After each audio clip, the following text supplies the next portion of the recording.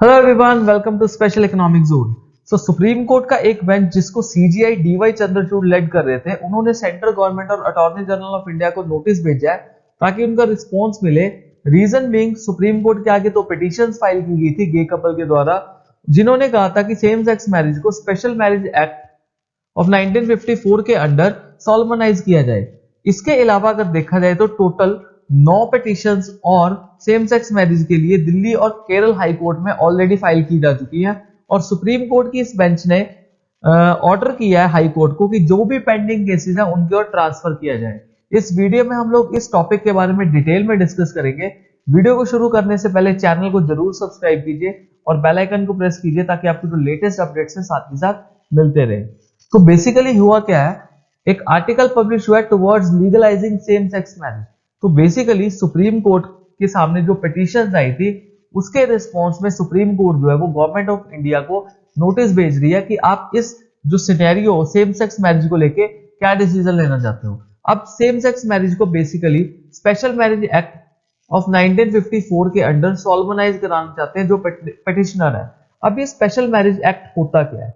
Basically special marriage act के under marriage और divorce की रजिस्ट्रेशन की जा सकती है of different religious background and caste. जिन लोगों की मैरिज या फिर डिवोर्स के जो भी प्रोविजंस है, जो भी केसेस है जिसको हम हिंदू मैरिज एक्ट के अंडर रजिस्टर नहीं करा सकते, उनको स्पेशल मैरिज एक्ट के अंडर रजिस्टर कराया जाता है।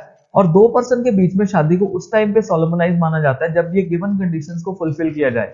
अब ये कंडीशन कौन कौन सी है? Neither party has a spouse living, मतलब दो पर्सन जो है वो किसी तीसरे पर्सन के साथ मत रहते हो। दूसरी बात, वो साउंड माइंड के होने चाहिए, अनसाउंड माइंड के मत हो, उनको पूरी समझ होनी चाहिए। देन वो एक दूसरे पर अटैक ना करें, मतलब कोई पागलपंती वाला किसी तरह का अटैक मत हो। प्रोहिबिटेड रिलेशनशिप में ना हो आइदर ऑफ द पार्टी, ना मेल ना फीमेल। और मोर ओवर जो मेल है वो 21 ईयर्स की जो एज है वो कंप्लीट कर चुका हो और जो फीमेल है वो 18 ईयर्स की जो एज है वो कंप्लीट कर चुकी हो। अब अगर ये सारी की सारी कंडीशन जो है वो फुलफिल हो रही है तब दो पर्सन के बीच में जो मैरिज है अंडर दिस एक्ट उसको सोलमनाइज कंसिडर किया जाता है। अब जो गे कपल्स है जिन्होंने पिटीशन फाइल किया वो अपने आर्ग्यूमेंट में क्या कह रही है, अब उनके आर्ग्यूमेंट्स को समझने के लिए हमें सुप्रीम कोर्ट की कुछ प्रीवियस जजमेंट्स को क्या करना पड़ेगा, स्टडी करना पड़ेगा।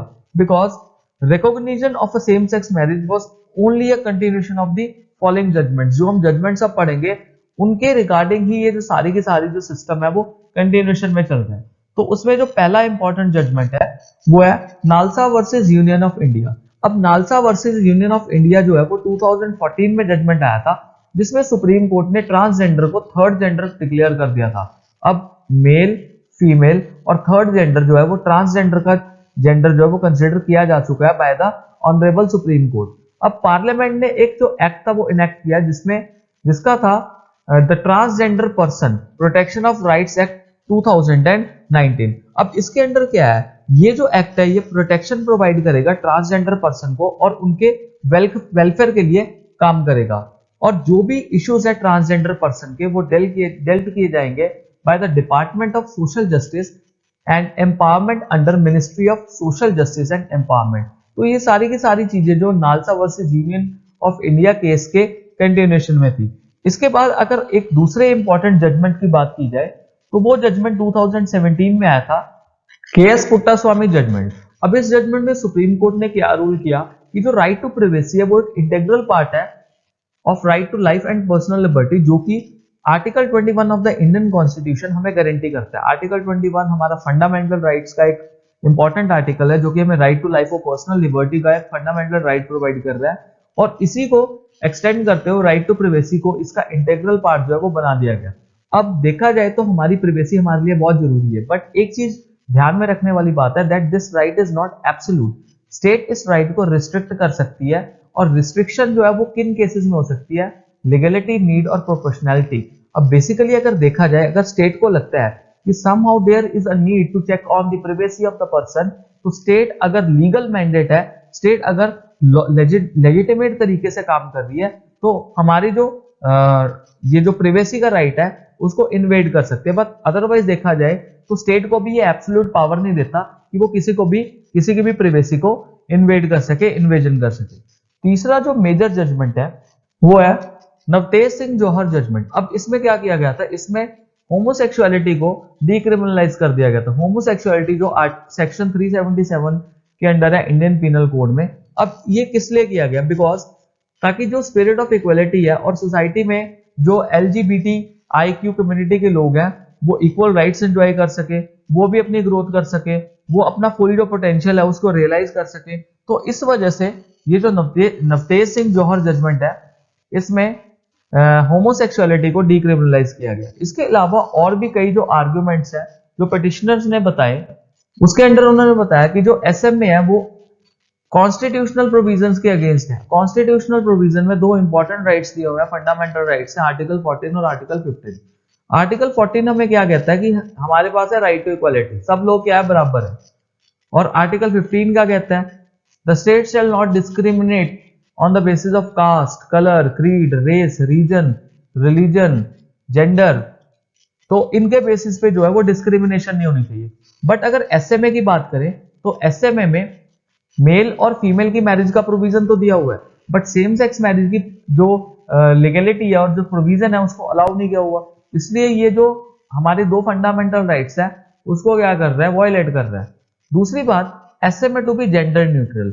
SMA को जेंडर न्यूट्रल बोलने की भी बात जो सेम सेक्स ने की, जो कि गे कपल्स है जिन्होंने पिटीशन फाइल किया कि SMA should apply a marriage between any two person, मतलब कोई भी दो पर्सन, चाहे वो मेल मेल हो, चाहे वो फीमेल फीमेल हो, या फिर मेल फीमेल हो, इररिस्पेक्टिव ऑफ द फैक्ट कि वो सिर्फ मेल फीमेल हो।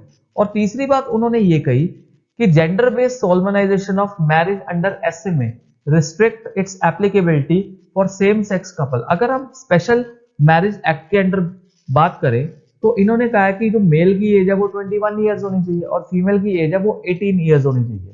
इन्होंने अपने इस एक्ट में हस्बैंड वाइफ के बारे में लिखा हुआ है, इन्होंने ब्राइड ग्रूम के बारे में लिखा हुआ है, बट इन्होंने सेम सेक्स कपल्स को क्या किया हुआ है? रिस्ट्रिक्ट किया हुआ है, जिससे ये क्या करता है कि बायसनेस शो करता है कि जो सेम सेक्स है उनके रिगार्डिंग क्या है? बायसनेस हो चुकी है। अब ये जो आर्ग्यूमेंट्स है, ये जो पिटिशनर है उन्होंने बताए। अब गवर्नमेंट ने भी अपने कुछ आर्ग्यूमेंट्स जो है वो प्रेजेंट किए। गवर्नमेंट क्या कहती है?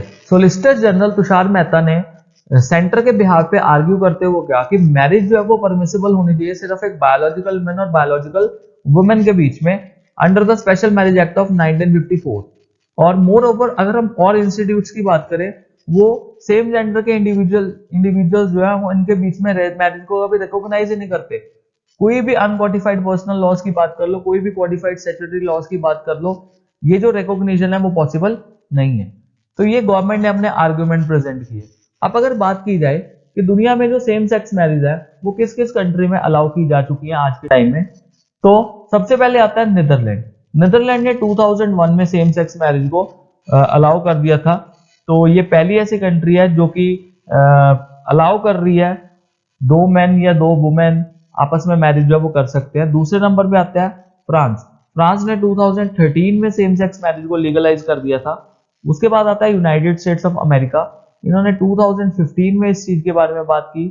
देन फाइनली ऑस्ट्रेलिया ने भी जो सेम सेक्स मैरिज है उसको लीगल कर दिया है। अब एक चीज देखने वाली है कि ये जो मैटर है अभी चर्चा में चला हुआ है, अब देखते हैं कि कोर्ट का फाइनल वर्डिक्ट क्या होता है। इवेंचुअली हमें इस चीज के बारे में पता लगता रहेगा कि कोर्ट अपना क्या फाइनल डिसीजन देती है, और साथ ही साथ हमें गवर्नमेंट के स्टैंड के ऊपर भी क्लैरिटी हो जाएगी कि सेम सेक्स मैरिज को क्या वो स्पेशल मैरिज एक्ट के अंडर इंक्लूड करेंगे या फिर उसके लिए कुछ सेपरेट लॉ बनाएंगे, या उसके रिगार्डिंग अभी के लिए कुछ भी बात जो है वो नहीं की जाती। So it is a matter of time कि हमें आने वाले टाइम में कुछ दिनों में या कुछ महीनों में इस बारे में पता लग जाए। इसी से मैं अपनी वीडियो को एंड करता हूं। अगर वीडियो आपको पसंद आया तो चैनल को जरूर सब्सक्राइब कीजिए और बेल आइकन को प्रेस कीजिए ताकि आपको लेटेस्ट वीडियोस के अपडेट्स हैं साथ ही साथ मिलते रहे। Thank you very much and stay blessed all.